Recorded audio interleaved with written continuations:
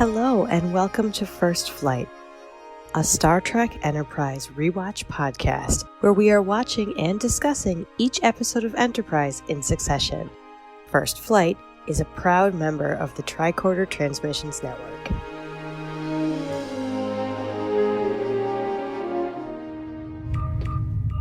This is Commander Tucker of Enterprise. We've got some information you're going to want to hear. Hello, Enterprise fans. I'm your co-host, Abby. And I'm your co-host, Chris. And tonight we are discussing A Night in Sickbay, the 5th episode of Season 2 of Enterprise. A Night in Sickbay was written by Rick Berman and Brannon Braga and directed by David Straighten. It aired on October 16th, 2002. But before we begin our discussion, as always, we need to issue a re-alert. Tactical alert. All hands to stations. There are potential spoilers ahead, and we might end up talking about any part of the series at any time, so you have been warned. All right, and now for a summary of this episode. It's time for the Captain's Log. Okay, Chris, let's go on this one. Captain Starlog supplemental. Archer spends a night in sickbay after Porthos falls ill with a deadly virus following a visit to an alien planet.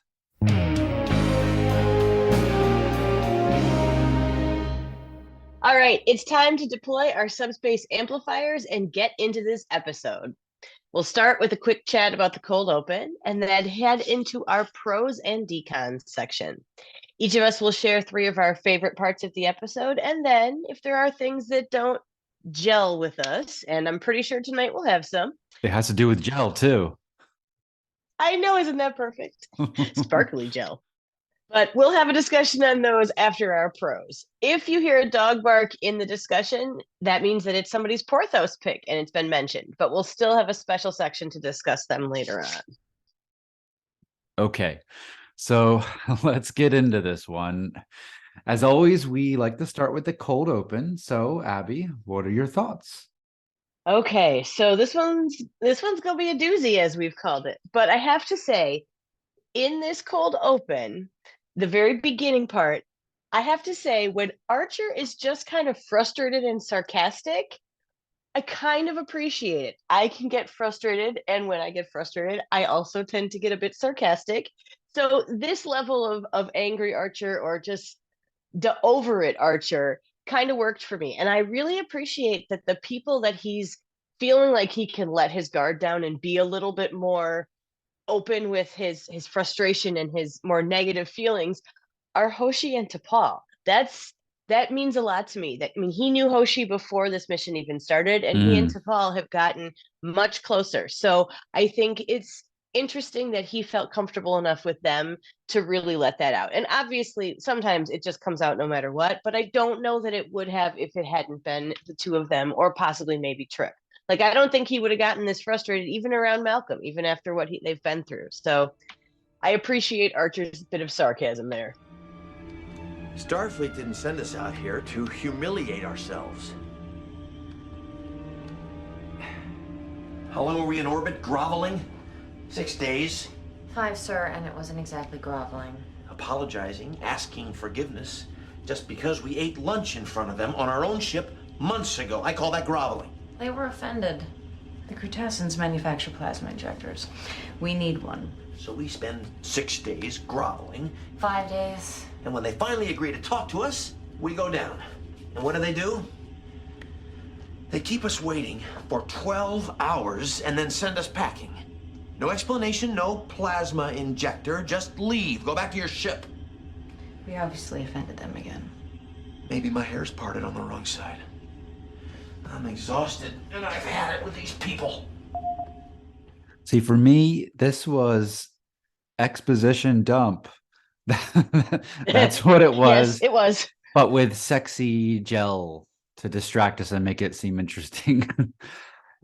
So I didn't talk about that part on purpose. Yeah. Well, I think we're going to be talking about that stuff quite a bit. Yeah.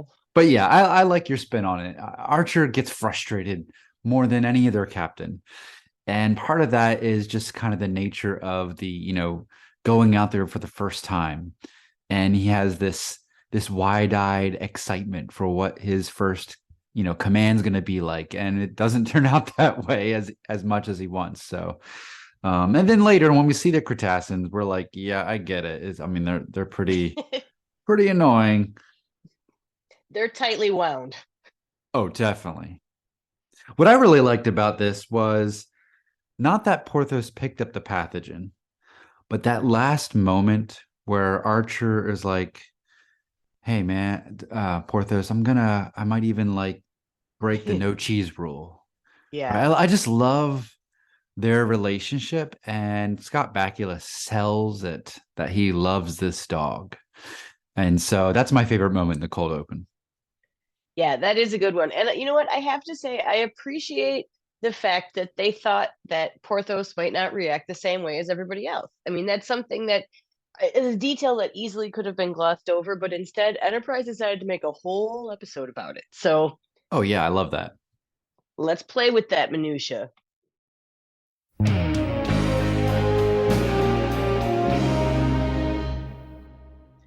All right. Well, it was a short cold open, so perhaps we should move on to prose. I'm ready. Okay. I think I am going to start this one because I'm going to talk about a scene that's pretty close to the beginning. I want to talk about when Archer goes to see Trip and asks about, what he thinks and his opinion, and they're talking about cabbage, and he throws back to Trip, "I was a perfect gentleman," which is exactly what Trip said to him back in Unexpected in a different awkward situation. Oh, And good callback. Well, how the hell did I get knocked up? We don't have any data on their mating procedures, but I wouldn't think it would be that difficult for you to recollect a sexual encounter. 3 days. You were only there for 3 days and you couldn't restrain yourself. I'm telling you, Captain, I was a complete gentleman the entire time. I imagine that's a question of how you define gentleman. We're playing with fire, Captain. It's just a matter of time before this injector gives up the ghost. You've got 4 more. The ship can run on 4. Yeah, but it can't run on 3. You know what happens at warp speed when you've only got 3 plasma injectors online. What are the odds of us losing another one before we find a replacement? I'm not comfortable with 4, Captain. We need 5. What the hell happened down there anyway? T'Pol thinks we insulted them again. How? You didn't eat cabbage before you left. I was a perfect gentleman. We're gonna have to go somewhere else to find you your injector, Trip. These people are impossible. so it was a really cool callback. I mean, it was exactly the same words. And I really like their relationship. I like the comfortability. I like how they always are doing something while they have these emotional talks. We've talked about this before on the pod. It's so in character. And I like how we're seeing them kind of through the engineering panel. And the very last shot of that scene is Trip pulling the panel up, and it cuts to the next scene. So it's really short. It's just a little bit of character work, but I really enjoyed it because I love Archer and Trip as friends. Well, and it does a good job of setting the stakes for the episode. Like, they can't just blow off the Cretaceans because he's pissed off at them. He has to play their game because Trip needs this redundant piece of technology. Yes. And I have to say that injector assembly is one of my favorite parts of the engineering set on Enterprise because there's so much that can be done technically. Like, those things can pull out, and some of them are lit up and some of them are not, and it slides up and down. It seems very real and technological. And we didn't get, a lot of that on the 24th century ship. So this is a really cool prop / set design. Yeah, and I besides that part of it, which is so cool and so true, I love that when they're talking about the injectors, Trip holds his ground. He's really like, yeah, you're right, we could, but this is really not a good idea. And you can see that Archer was hoping that he was going to give him an out, and it so didn't happen, and he just resigned himself to it. But that's what you do with friends. And if you go to your good friend and you say, hey, what do you think about this? And they're like, no. you really are going to rethink it and put that in as a piece of advice that you really put merit into, because they have that relationship. So Well, I that was mean, nice. Angelico would be like, "We'll get it done. Deal with it." Yeah. Yep. So Archer, he knew the Hmm. answer going to it. He just Oh yeah. was hoping, like you said. So yeah, great pick. That's a great first pro. Well, and it was so early in the episode. I figured we'd start off with that really nice bit of relationship. But I am curious to hear your first pro. So you're up, my friend. So my first pro is that initial sleepover conversation in sickbay between Phlox and Archer. We're diving in. We are. We're diving in. All the conversation about Phlox's many degrees is great. I love Phlox. He's one of the best characters in Enterprise. And so anytime we get more development out of him, and anytime we get John Billingsley on screen is a gift. He makes every line fun. And so hearing about his degrees, he's so happy and joyful. But then he's really uncharacteristically like hesitant and cautious about Porthos's prognosis. And that I find is unusual. Usually Phlox is a truth teller. He comes out and says the tough thing, but not in this situation. Like, he has read Archer and knows how important Porthos is to Archer. And he's kind of holding back a lot throughout this episode about Porthos's true situation. And I found that to be not out of character is not the right way to say it, but unusual for him in a great developing kind of way because he cares about Archer. Yeah, one of my favorite things about Phlox is how he has like the best bedside manner. He's so warm and caring and knowledgeable and all that, and he can be really fun even in situations that we might not see as an optimistic situation. But then he can turn it on a dime and be dead serious when he needs to Optimism. be. And yes, but then as soon as Archer really started, he realized he had, gone one step too far and he pulled back and he was very serious about it. And we see this a lot of times between Archer and Phlox, where they're discussing something and we get to a certain point and then the jovial goes because we need to talk about the serious stuff and this is what it is. And props to John Billingsley for selling it every single time. Absolutely. Absolutely. He might be one of the best performers on that series.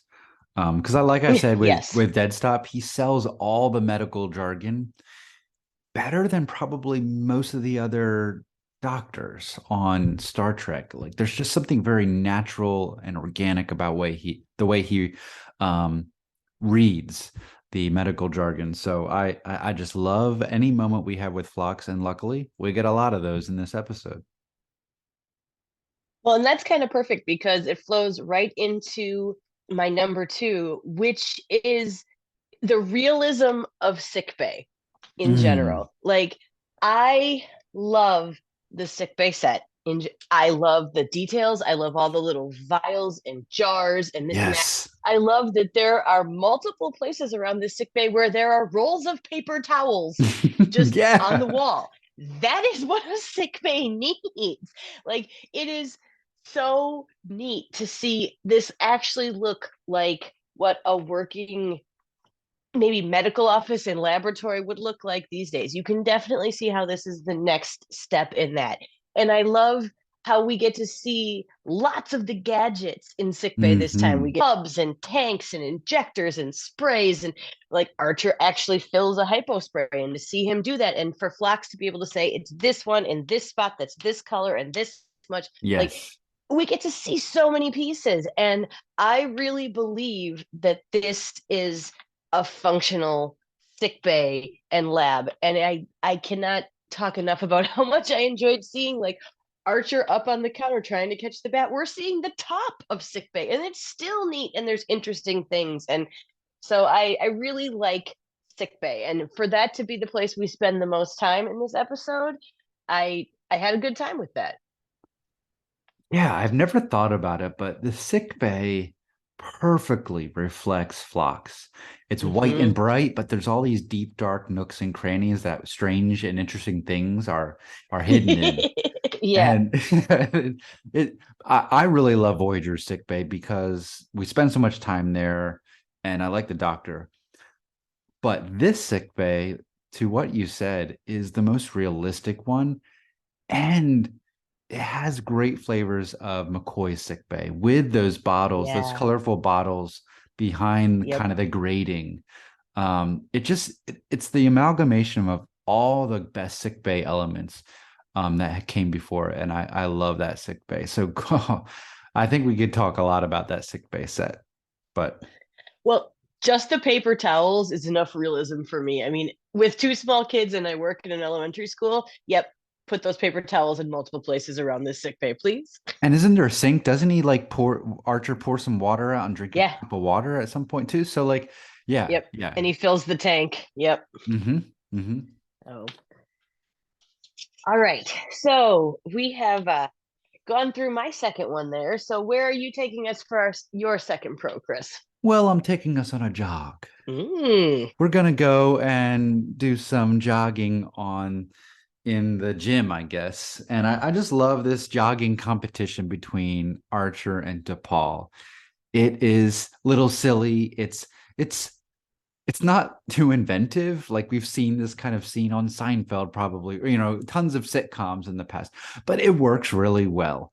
And it's very human and down to earth, something that would happen today. It might not happen in other Star Treks. So again, I think I keep coming back to that aspect of Enterprise, that there's just some realism in those moments that they're running like that on the ship. And I love that it's funny. It's just normal life, people exercising. They have to exercise and stay fit in space. But my favorite moment of that is when T'Pol stops and Archer's like, oh, and she's like, obviously I can't keep up with you, and leaves. T'Pol. She's the boss in this episode. Like later on, we'll talk about a moment where she puts Archer in his place, and she does it again here. So I love those little moments with T'Pol, and yeah, I it's just a fun scene. That's all it is. It is a fun scene, and T'Pol has the best burns, except for possibly Tuvok, which maybe it's just me loving the fact that these Vulcans are coming back with mic drops that are nothing but logical statements. Yes. But you can't argue with them because they're so perfect. So absolutely, I really like that bit too. But I will have to tell you that I do a lot of my rewatching for the podcast on the treadmill, and watching the treadmill scene while you're on the treadmill makes you feel like an absolute and total slacker, because I'm not increasing my pace every time they are, and they just keep going, and I'm like, nope, gonna keep it steady. So that was funny because two of my rewatches for this time, I was on the treadmill and I just kept shaking my head going, why am I doing this to myself? I should just pause for the 3 minutes of this scene. But that's just me. That's great synergy between your life and Star Trek, I suppose.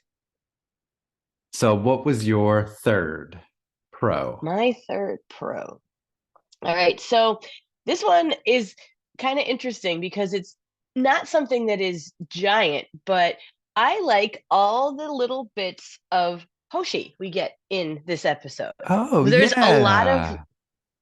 a lot of little character beats in there. She comes in and she catches the bat that they've been struggling with and they got gooed on because of, and nets and climbing on counters and all that. And she's just like, oh, hi, bat, what are you doing?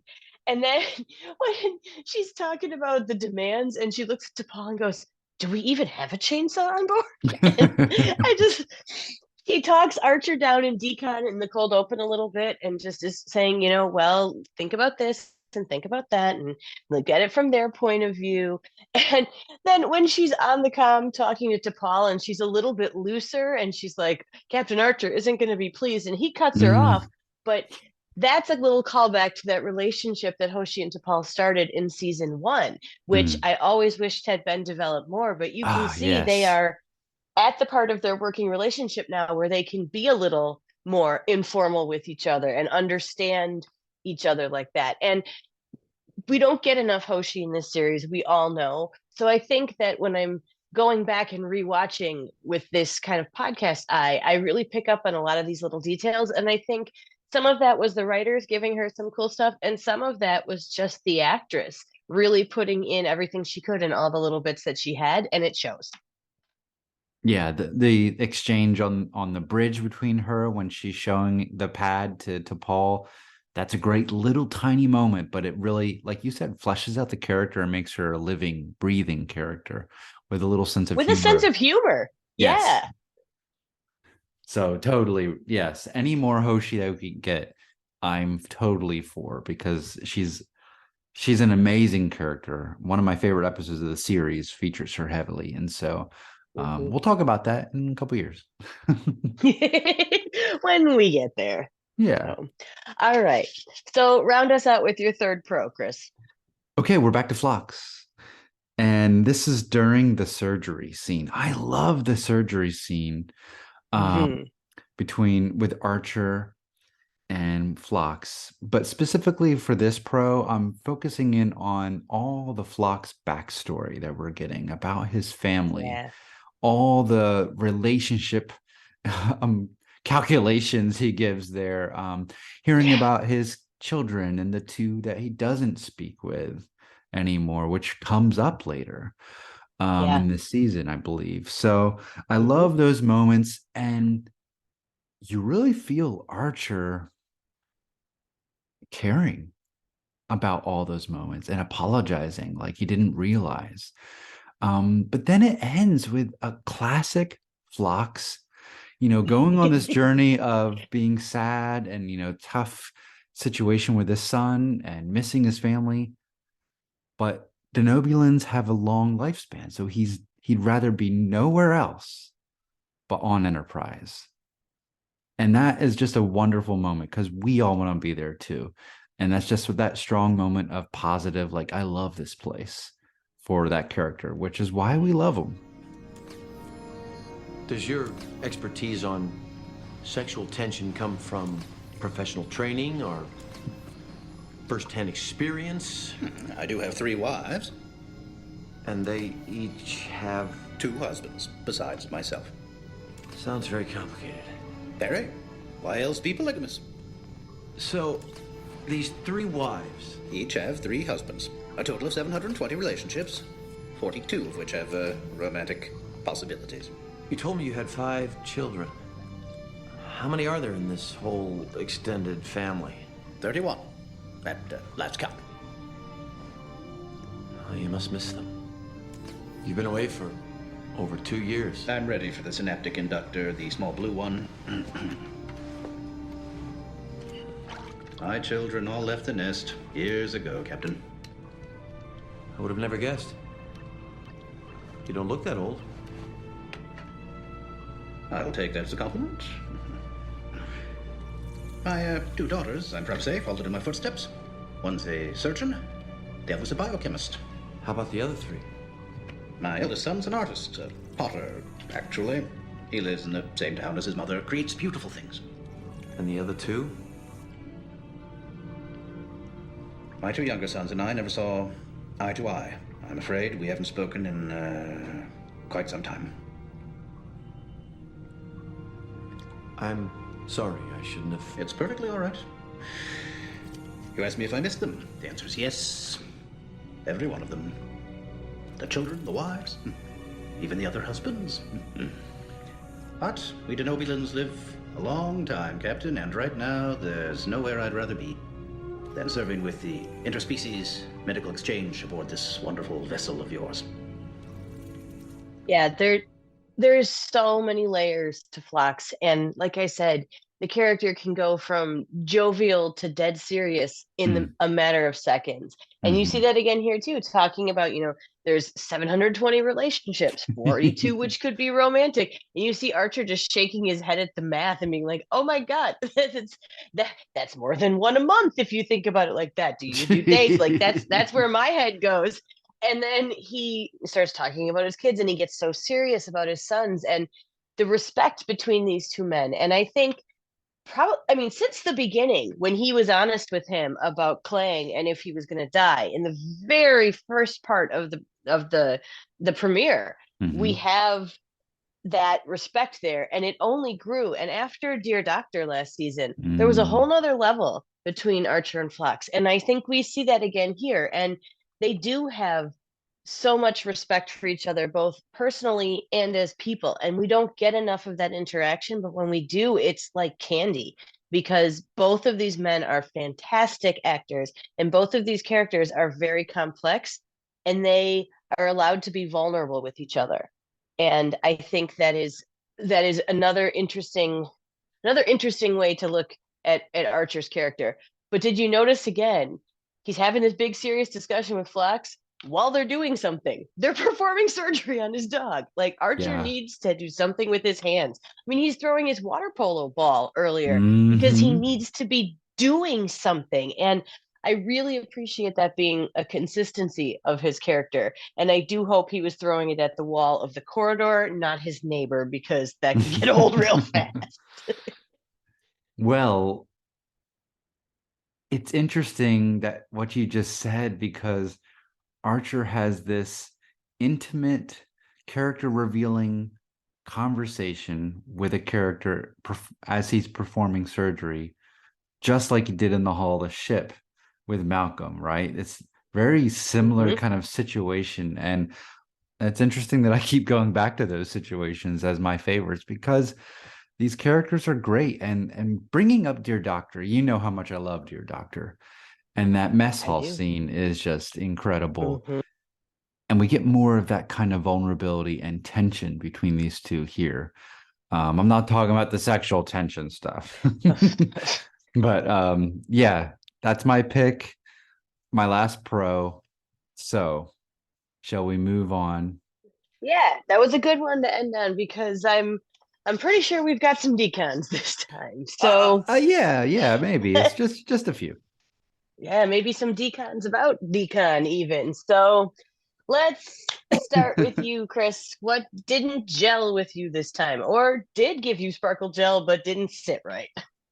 Well, my first decon are the two decon scenes. The one in the beginning where it's just a giant exposition dump. And it happens a lot in Enterprise where, there's the Vulcan neuropressure where they're talking about warp core diagnostics, but they're half naked doing it.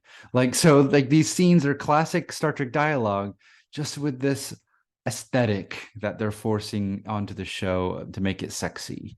So there's those, and then of course the dream sequence decon Oh my scene. god. Um, There's nothing sexy about that dream at no, all. no. Nothing. And before we started recording, we were talking about how I'm trying to keep data on the picks that we make. Well, Yeah. I think I should keep data on how many times we see T'Pol's naked back, and how Oh, many times yeah. have we seen it just this season? Yeah, that's very true. I mean, it's a Right? beautiful naked back, It's but sure she's gorgeous. Mhm. She's Mhm. gorgeous. But it's like, if I could change one thing about the episode, it would to take this one scene out, and I think the episode would improve incredibly. It was just not necessary. I'd rather have all this implied as something in his head rather than actually see it. So yeah, that's my first decon. The decons. I have to say that whole dream sequence and the decon, and listeners know how much I love Star Trek music, but the music in this scene was one of those, like, it felt to me like it was an old 70s or 80s soap opera and they were having a dream, and it was that this is kind of an odd dream and it's a little bit strange, but it might be exciting or it might be terrible, and it took me out of the episode, whereas usually I find that Trek music really enhances episodes for me. Tell me, Captain, have you thought any more about why T'Pol's opinion is so important to you?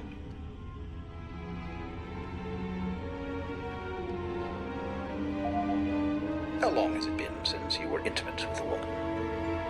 And then they bring this same music back at the very end where Archer and T'Pol are talking about everything in the ready room, and he's apologizing, and I just am like, really? Because it ends the episode on that for me. So yeah.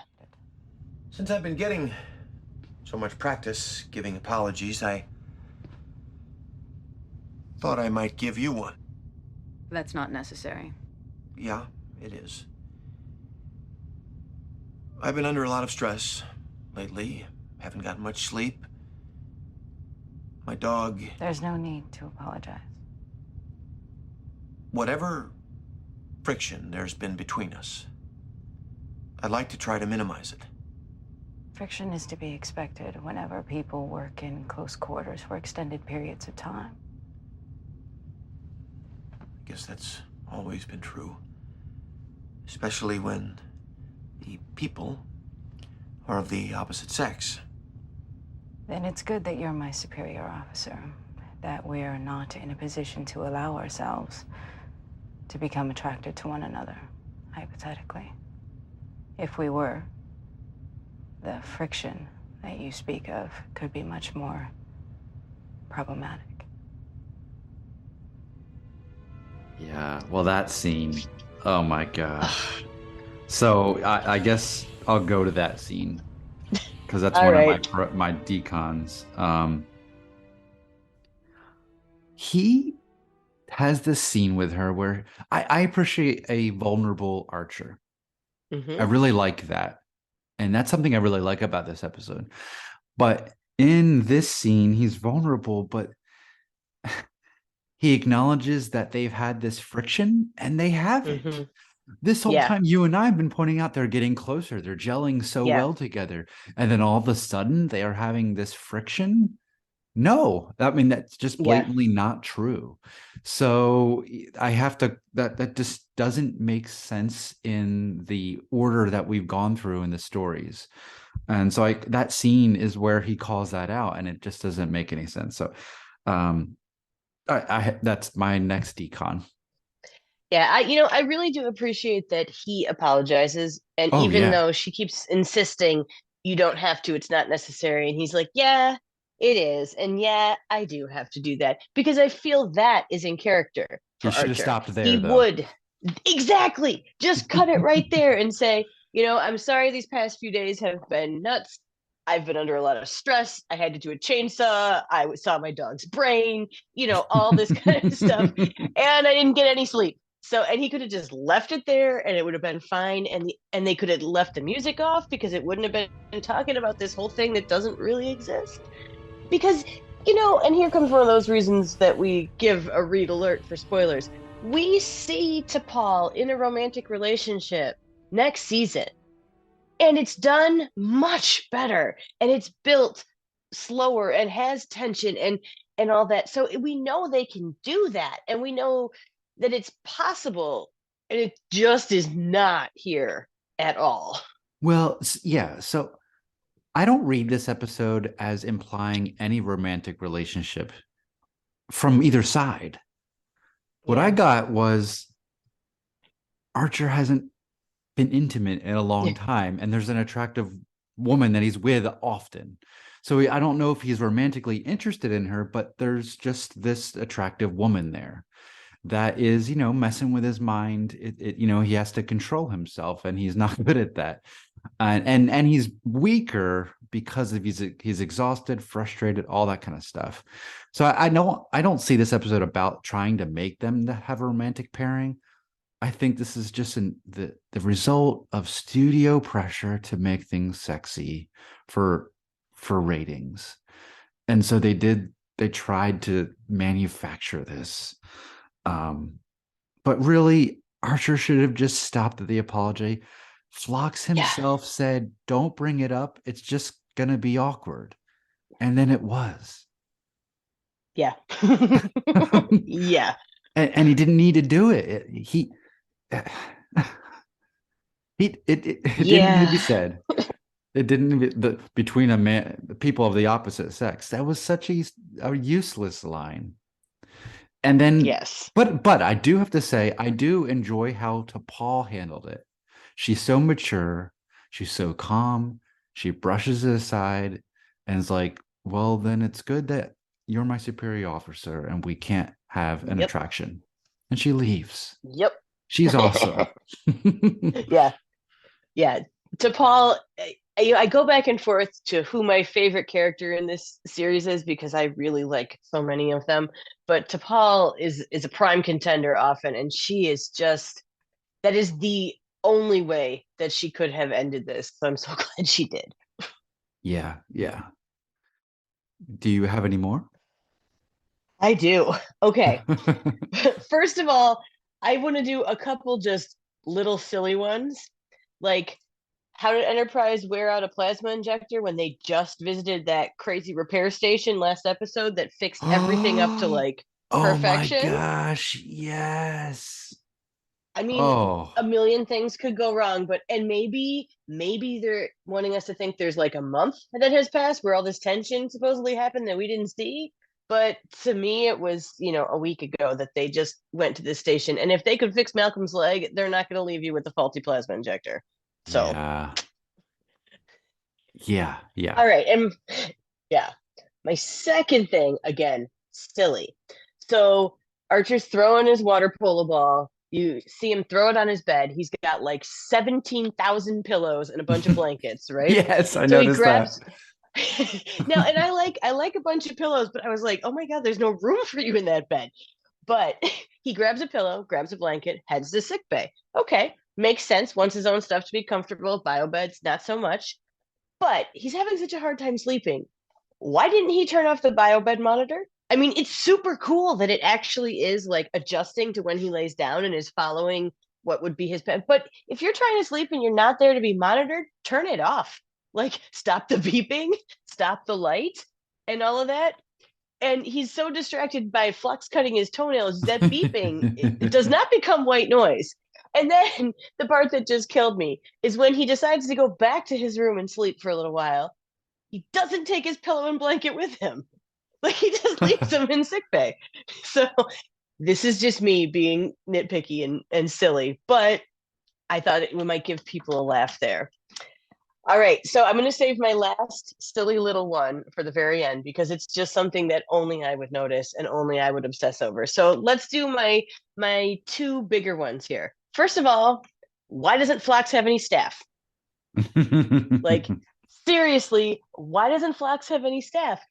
Even if it was nighttime and he's the only one, because we know his sleep cycles are different. He has to hibernate. He doesn't need sleep as often. Okay, fine. So Phlox is the only one who stays up all night. He lets everybody else sleep. When they need to do surgery, he should have somebody else to call. Yeah, Even if it yeah. is the middle of the night, there should be a nurse, there should be another doctor. What happens when he's hibernating? Crewman Cutler, we know why she's not on the show anymore because of the actress's untimely demise, but somebody needs to help poor Phlox. He can't do it all. And this is not the first, second, or third time that I've said this, but it definitely showed up to me in this one. Like, man, he needs an assistant. He needs an Agawa, a nurse Agawa, right? He needs Yes. one of those. Yes. That could have given a lot more interaction with Phlox. Because there's some Yes. episodes you barely see him because sickbay is not really involved. So yeah, I agree. More Phlox, please, and more help for Phlox. All right. And my second bigger one is okay, I understand the Cretaceans are delicate and that their demands need to be met in a timely manner. But along the same vein with Phlox needing a staff, why is Hoshi up and on duty for like, I don't know, at least 24 hours, possibly more? Because she was down on the planet with them where they waited for 12 hours, then came up into Decon. She walked into sickbay in the middle of the night in her full uniform, caught the bat, told them about all the Cretaceans' demands and all that. But okay, so then they're finally, when they're done chainsawing and all that, the next day, does she get like 2 days off? She's got to be just as exhausted. And to Paul as well. I know Vulcans can go longer without sleep, but dang. And when T'Pol comes in the middle of the night with those cloches of food for them, what did Chef have up in the middle of the night? Did he get up and make them dinner? Because I would appreciate that a lot. Yeah. I think T'Pol just made peanut butter and jelly sandwiches. I could see T'Pol enjoying a peanut butter and jelly or a peanut butter and honey sandwich. Yes, yeah. Yeah, good point about Hoshi. And then, the Cretaceans are like, oh, you should change your clock to our time. So she's up on the bridge in the middle of the night, too. Exactly. She's everywhere in the middle of the night. So basically, the ship only needs Hoshi, really.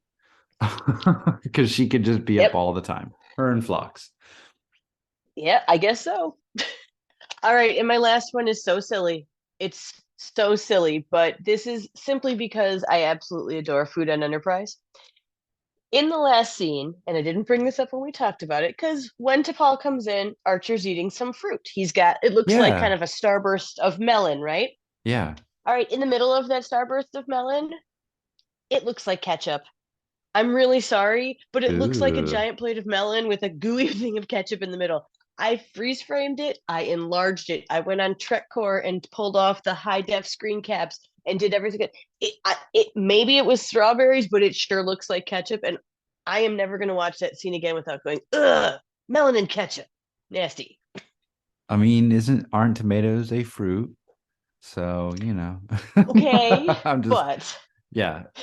I did not notice. I noticed the melons, but that was about it. I said I know, like, okay, well, any food things will be brought up by Abby. So yeah, food and costumes. Food and costumes, you got it. So I'm glad to be true to brand. Yes. I have one more. One more decon, because I only said two. So my last one is Archer being immature and angry at everyone. It's dialed up a little too much. Before he's even had the no sleeping at night, he's just angry at everyone, and it just was too much for me. Maybe if it built over time and it got more and more, okay, but he's just pissed off and angry from the get-go, and it didn't work for me. I understand it intellectually why he's angry and frustrated, but it was just too much. It didn't have the right nuance and build over an arc in the episode, in my opinion. So that's it. Well, I was thinking to myself that this would have been a better episode if it had just completely focused on Archer having misplaced anger. Like, take the sex out and talk about how he's just frustrated and he doesn't, I mean, he has friends on the ship, but he doesn't have a peer to talk to. I mean, everybody is either his subordinate or his superior. And who does he talk to? We find out later that he talks to, Captain Hernandez, but Columbia isn't there yet. There isn't another captain.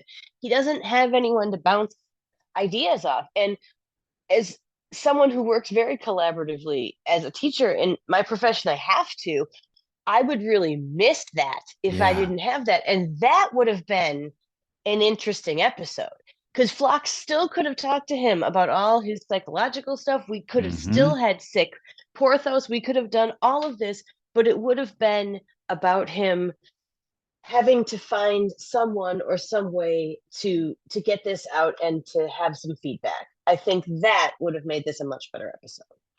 So much better about the loneliness of command, right? And yeah, and his vulnerability about, like, really fearful of losing Porthos, which is the only person, quote, on the ship he can talk freely and spends his life with off duty, right? And wears his pajamas around, you know what I mean? So yeah, and like you said, there could have been all this great psychological conversation with Phlox too. And Phlox, man, we could have got so much about Phlox helping him reflect on his relationships with Trip and T'Pol and Reed and Hoshi, and why those people can't give an outlet, and the nuances of his. Yes, oh my gosh, such a better episode already. We should be paid the right Star Trek. Okay. See, you can just write it as a micro trek, a series of micro treks of revamping a night in sickbay. There you go.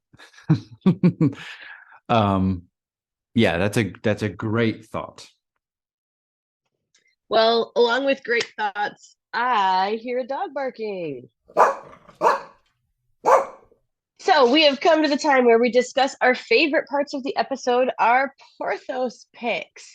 So we didn't have any that we barked for earlier, but we do have something a little bit special tonight because this is an episode that features actual Porthos so prominently. We each picked a Porthos pick, something we wanted to highlight from the episode in general, and an actual Porthos pick, which was a pick about the actual dog Porthos. So Chris, let's start with you, and you can do whichever one first that your heart desires. I'm going to start with our doggy friend, Porthos. I absolutely love the moment at the end when Porthos leaps into Archer's arms and licks his face. I love that moment. Oh, I know. And that's my pick. I lost my dog this year, and I miss those little moments when you come home and she just jumps in your arms.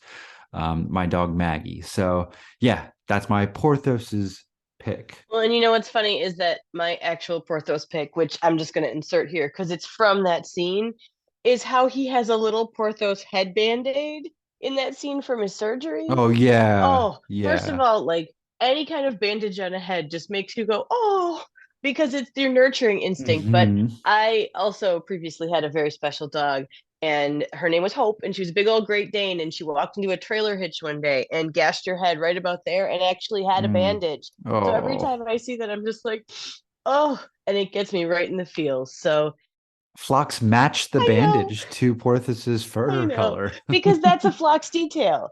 That's just the good bedside nature.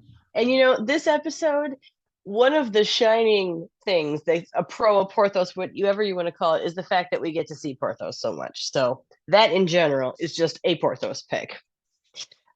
All right, so Chris, what was your non-dog Porthos pick? It was Archer's vulnerability.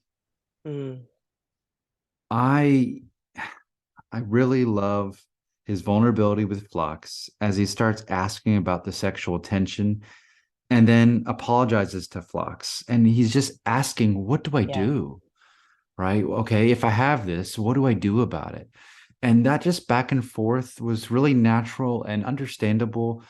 It's about how as a man do you can actually, as any person, control those baser impulses. And what do you do with them? And I love Phlox's answer. Just be aware of them. Don't ignore it. Maybe not bring it up. Don't act on it, but just be aware of it because it's part of you. And so I really appreciated that real moment. That is, to me, the core theme or message of the episode. And I think that does resonate in real life. It's worth exploring, but not with that gratuitous scene in the decon chamber. Like that just is out and out. You know what it's there for. But there's something important here that has not been explored in Star Trek. And that's vulnerable Archer, this vulnerability that men can have. Like we just want to do the right thing, but we have this impulse. What do I do with it? So I appreciated that. And it makes you uncomfortable because it is a little uncomfortable because it's a situation.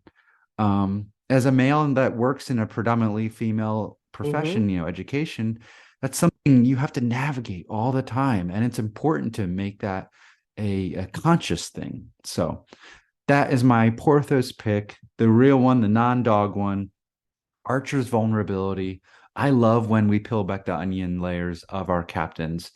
And this moment is a good one. Yeah. And, I like this part of Archer's journey because we spent a lot of time in season 1 with him realizing how much he didn't know. And now, and establishing relationships with the people around him so that now he has his sea legs a little bit, his space legs, I guess. And he also has the deeper trusting relationships that he can open himself a little bit more and not have to feel all of that pressure to make the choice on his own. like he did in the first season. He's more open to listening and getting advice and taking it, and especially from Phlox. I mean, Phlox, that he is his captain, but Phlox is the only one on the ship that could tell him you can't be the captain. He can medically say nope, you're out right now. So they are on more of an equal footing than anybody else would be, and he's an older male. Yes. It's an interesting relationship dynamic, and I love Archer being vulnerable with Phlox. Like I said, I wish we had gotten so much more of this relationship because it is really beautiful. It's this episode and this moment specifically, Phlox is in that mentor kind of position. And I really wish that continued more throughout this series. Because then you would get like Phlox being almost Guinan like. Yeah, because he's just as wise. Oh, yeah. Yeah, definitely. So, Abby, what was your Porthos pick? Either one. All right. So the head Band-Aid I talked about on the dog, that was my beautiful little moment there. And my general one, it's much lighter than yours. So I'm very glad that you went first on this one. Mine is, I love Phlox's menagerie. I love his creatures. I love the fact that one of them eats his toenail clippings. I love that he's got bats flying around. I love that he's got a chameleon, and he obviously had more chameleons because this was the last one. It is another bit of realism. It's another bit of the practicality of Enterprise and being a space doctor at this time. And I love it. Anytime that we get to see or hear or interact with Phlox's menagerie, it's always interesting. It's always unexpected. And it just seems like everybody who helps create it had fun doing it. So yeah, bring on the creatures. Yeah, it's almost like a running gag on the series too. Yeah. That I do enjoy, and it does add a unique character to the sickbay, making the sickbay a character in a way that no other sickbay is in Star Trek. So yeah, love that pick. Accessing library computer data. Well, here on First Flight, we love trivia and behind the scenes tidbits. So each episode, we pick a few to share. So why don't I start tonight? Okay. So there's one scene that provides a problem for Breezy the Beagle. And that's the scene in the decon room set, which was enclosed on all four walls, meaning that in that scene where Archer rubs down Porthos with the decon gel, Breezy's trainer Scott Rowe couldn't be on the set with her. So normally he would have been behind the camera assisting the director by ensuring the dog is looking, wherever they need them to look. And the trainer hoped that Breezy wouldn't look at the camera. So in order to prepare for that scene where Porthos leaps out of the immersion tank and into Archer's arm, which I chose that scene as my, actual Porthos pick. Yeah. Rowe had to really work a lot with the dog to train the dog to jump out like that. He said, by the time we went into it on that day to prep on set with Scott, she was jumping out of it into my arms. But I had to make sure that she's going to jump out and do it into Scott's arms. And I didn't know this, but in this scene, not only did Breezy leap into Bacula's arms, but she also licked him repeatedly on the face, which wasn't, part of the training. But that was because they put food all over Archer's face. So I need to go back and really zoom in and see this food that's on his face. That's another Trek Core screen cap zoom in for me coming up. And that's another evidence that Enterprise is all about food. It's very true. Well, Abby, what was yours? Mine is just a very small thing. And for those of you who don't know, I live on the shore of the Great Lake, Michigan and Wisconsin in the US. And so I noticed every single time that the first scene after the opening credits, which is the view of Crtassa from space, it shows an exact reverse of the Great Lakes. All of them just flip. And I'm just like, oh, well, that was a cheap effect. But it's kind of funny because if you don't live in the Midwest or the part of Canada Yeah. that touches it, you probably aren't going to know that shape the way we do. But there's decals of that. There's stickers, there's keychains, there's tattoos. I mean, people around Yeah. here are big on the Great Lakes. So all of us are like, hey, saw that. Thank you. I appreciate those moments of creativity using reusing something that's real. So good little pick for a trivia there. Okay, well, it's time for us to now wrap all these thoughts, these pros and decons and laughs and everything into a grappler rating. So I know I've thought a lot about this number, but Chris, I'm putting you on the hot seat first. On a scale of 1 to 10 grapplers, how do you rate the episode? Well, I can't give it any grapplers. I have to give it 6.5 chainsaws. Okay, I fully approve the use of chainsaws for this. Oh, that was the best thing I've heard all day. 6.5. You know what? I always thought I heard that this was a universally beloved episode. Before recently, I guess. And it's not one I always watched often. Because I was just like, oh, okay. And I thought people loved it just because the dog, and the silly chainsaw thing. But then recently I've heard a lot more the groaning about the episode, and I definitely get why. But I think it's not below 50% to me because of that important, unique, exploration of Archer and, having to be aware of our baser desires and impulses and not necessarily act on them. So I appreciate that. And that's why it gets a 6.5, despite the horrible, horrible sexualization of Jolene Blaylock. Yeah. All right. Well, I am of a close to similar mindset. So I do appreciate them thinking about Archer and the relationships in a small ship, people together.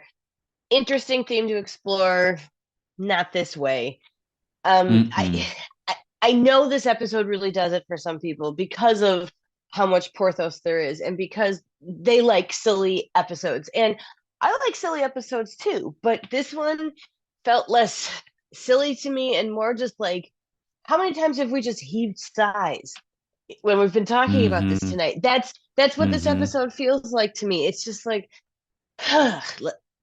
and I just want it to be so much more than it was. And it has some really good bits in there, and it has some stories that would have been better had they taken that route. So the branch off into the sexual stuff is just not needed, because you have this fabulous cast that could have done the deeper, harder hitting stuff. And it's all that good stuff is buried under silly and cringy moments. But it's not my least favorite episode of the series. So it gets a 5.5 grapplers for me, but I will change that to 5.5 chainsaws happily.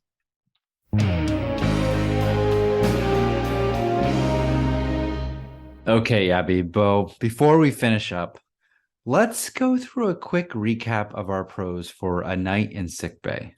Abby, why don't you do your rundown first? All right, my first pro was the scene at the beginning where Trip and Archer are talking about the Cretaceans' demands and the injectors. My second pro was the realism of Sickbay and how it has all these little pieces in there that really make it feel like an actual working place. My third pro was all of the little Hoshi character building moments. And then my Porthos about the dog was his adorable head band-aid. And my general Porthos was how many creatures we see in Phlox's menagerie. So, see, lots of good in this episode, despite some of the parts that make us heave those sighs. All right, Chris, let's summarize your pros. Yeah, okay. Well, my first pro was the initial Sickbay sleepover conversation where we learn about Phlox's degrees and his reticence about being truthful about Porthos's prognosis.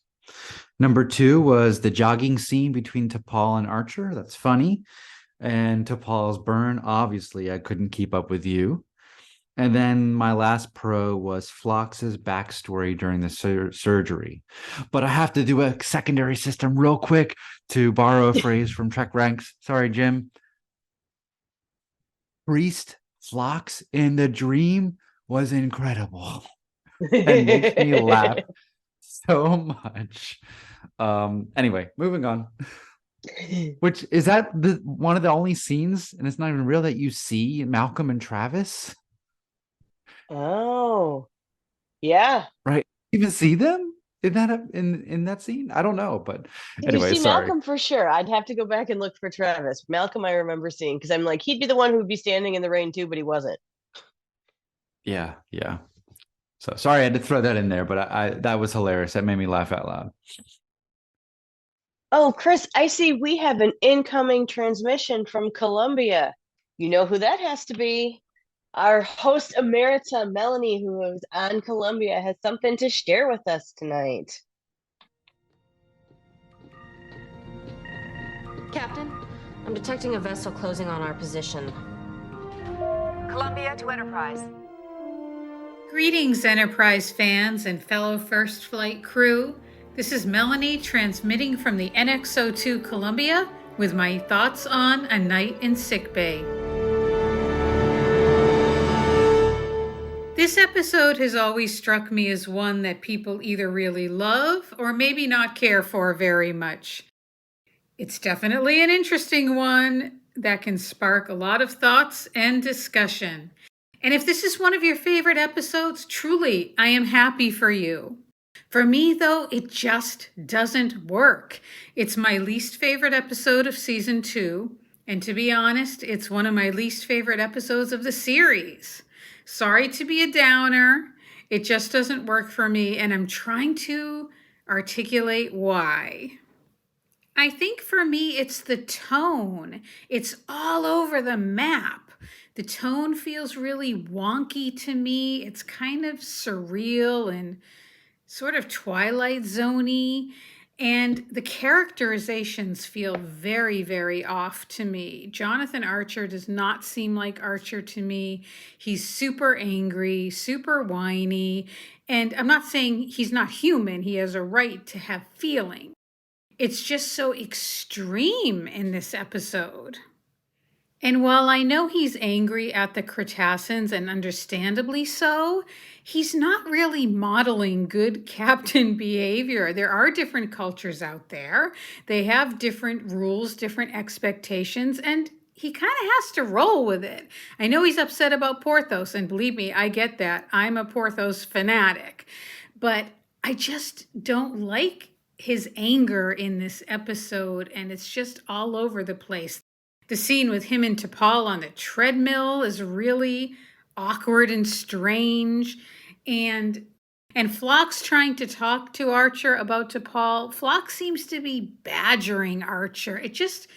The whole thing just feels very wonky and off to me. It's very askew. It just isn't a fun watch for me. The whole storyline with Archer kind of lusting after T'Pol, I get what they were trying to do here. I understand what they're saying about people working closely together and all of that.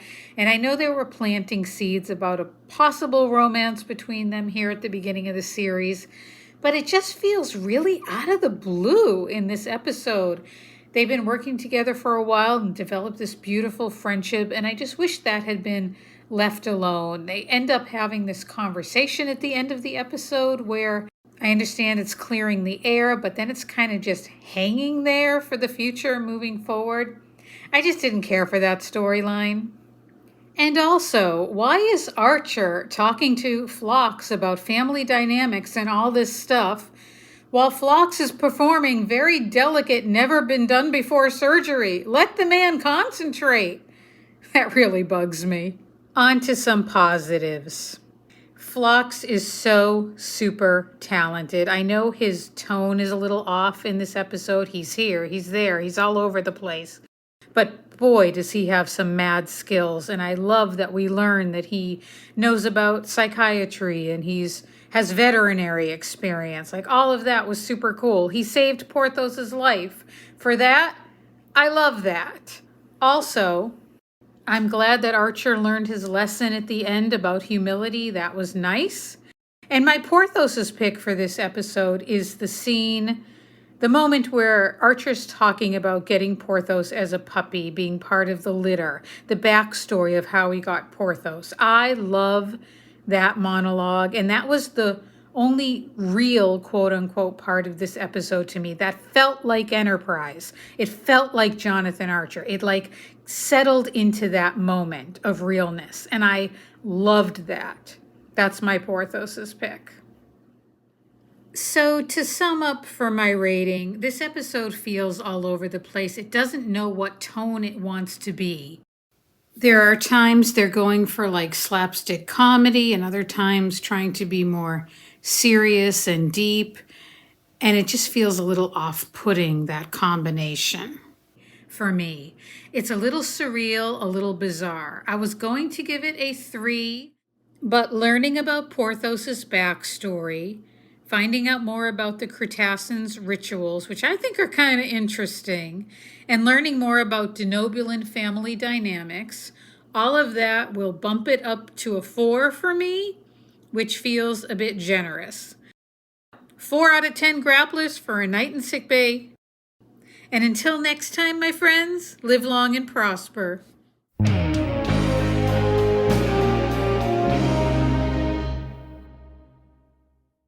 Oh, it is so good to hear Melanie's thoughts. Sometimes I get them on back channels, but there's nothing like a transmission from Colombia. We miss you, Melanie, and thanks for sharing with us tonight.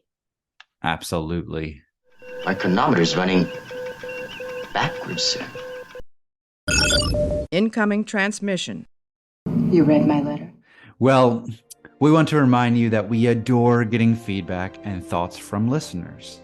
We collect them, and starting this season, every few months we will do a mailbag episode where we share and discuss your insights and ideas. So please drop us a line whenever you have something you'd like to share, and you might be featured on our next mailbag show.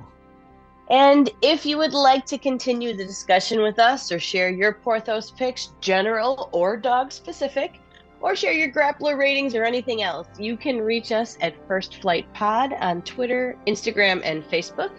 And you can reach me personally at Abby M. Summer, that's SOMMER, on Twitter. Chris, what's the best place to reach you? Well, you can reach me on Twitter at Shelf Nerds or on YouTube at my YouTube channel, Completing the Shelf. I would also like to remind everybody that this podcast is on YouTube as well under the Tricorder Transmissions Channel Network. All right. We would love to thank you for spending this time with us, and we will be back next time with Marauders, the 6th episode of Season 2. And even though we just heard her from Colombia, we're going to leave you with your quote from Jonathan Archer and your moment of Melanie.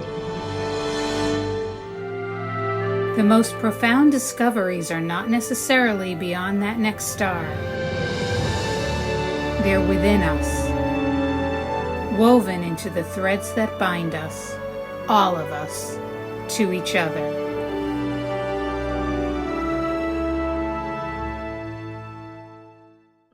All right. We'll see next episode if Archer gets to relieve some of that sexual tension. It's like, do they ever deal with this at all? No, okay. And back in, and I'm totally blanking on the episode title now because it's late and I'm tired. Back in the one where they go undercover and there's the girl who owns the apothecary, and they find out that it's actually aliens taking advantage of these people, and they're the ones who showed back up in Discovery too with the Lalobi orbs, with the family trees. Oh, Is that the communicator? No, that's coming up. This is one from first.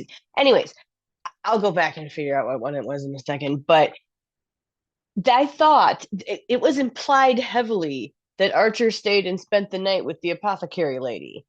So I mean, it's been a bit, but not like years. So come on, dude. And be self-sufficient. Come on. Just saying. Yeah, it could have been so much better.